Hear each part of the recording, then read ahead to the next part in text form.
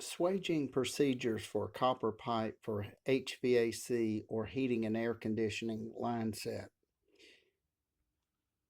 Once one determines which particular size, they may not actually know which size pipe they have. So once one takes the pipe cutter, cuts it towards the end, like so on one end or the other end, and then they pull it back and you say for instance, this particular gadget here is 3/8.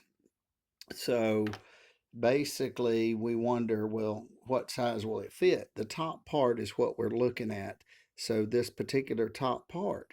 So one easy way to do it, say we're doing the small one and we want to swage the small one. So we take this and take the pipe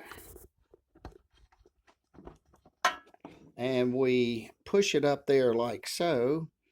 And once this enters here, one can see this needs to make somewhat a snug fit, because if it's not snug, once you use the swaging tool itself to start to swage the end of this copper, and if one is not familiar with the word swaging, that simply means to expand the copper. So we expand the copper. Now, is swaging the same thing as flaring? The answer is no, but could be somewhat kind of closely in the same ballpark. But excuse me, but flaring is a little bit different than swaging. Swaging means taking one end and expanding the copper. So once we get this in, we know this particular die here is a 3/8. So if we take this die here and put onto the gun like so, and we rotate this righty tighty lefty loosey till we get it just above hand tight. Once we do this, we take the copper here, we insert this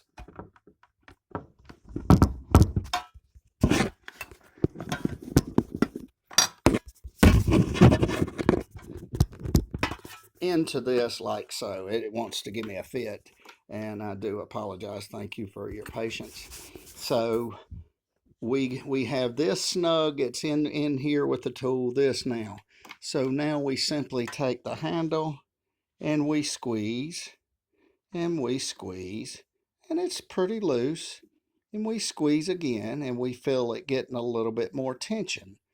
So once again we squeeze again, squeeze again, squeeze again, squeeze again. And what we note here is each time we squeeze, it's beginning to get a little bit more back pressure with the handle. So now I'm having to strain a little bit. So we continue to squeeze, let go. Do this very gingerly. Don't try to get in a big time hurry when you do this. Now we take this, and we've come to the point to where we can no longer squeeze. So we take and